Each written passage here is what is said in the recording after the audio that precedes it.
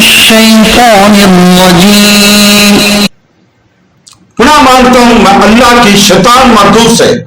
I seek refuge in Allah from the outcast shaitan. بسم اللہ الرحمن الرحیم. شروع اللہ کے نام سے جو بڑا مہربان نہایت رحم والا ہے. Starting in the name of God, most gracious, most merciful.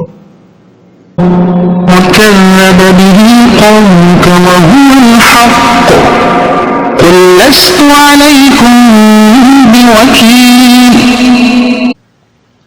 اور تمہاری قوم نے اس کو جھٹلایا حالانکہ یہی آ کر تم فرماؤ میں تم پر ناغبان نہیں. But your people have denied it. Why? It is the truth. Say, I am not over you a manager. صدق اللہ العظیم. جزاک اللہ. ناظرین، آپ تلاوت قرآن پاک کی سورہ انم کی آیت نمبر 66 اردو اور انگریزی ترجمے کے ساتھ سن رہے تھے.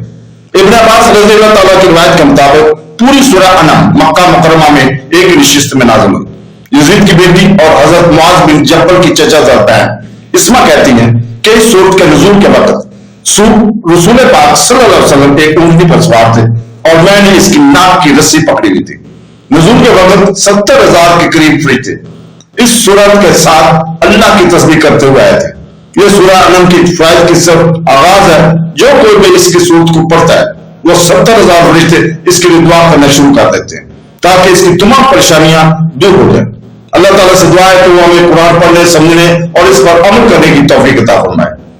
جزاک اللہ. viewers, you was hearing تلاوت قرآن پاک verse 66 of Surah Al-Anum with Urdu and English Translation according to tradition of Ibn Abbas. The Surah Al-Anum whole of was revealed at one sitting at Makkah. Asma, a daughter of Yazid and a first cousin of Mu'adh ibn Jabal, says during the revelations of this surah, the Holy Prophet was riding on a she-camel and I was holding nose rope. At the time of descending, there were around 70,000 angels that came along with this surah, glorifying Allah.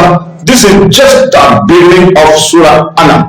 Benefits anyone who recite this surah. Those 70,000 angels start praying for the one so that all his worries and problems are eliminated. We pray to Allah Almighty to give us permission to read, understand and follow Quran. Ameen. Allah Hafiz.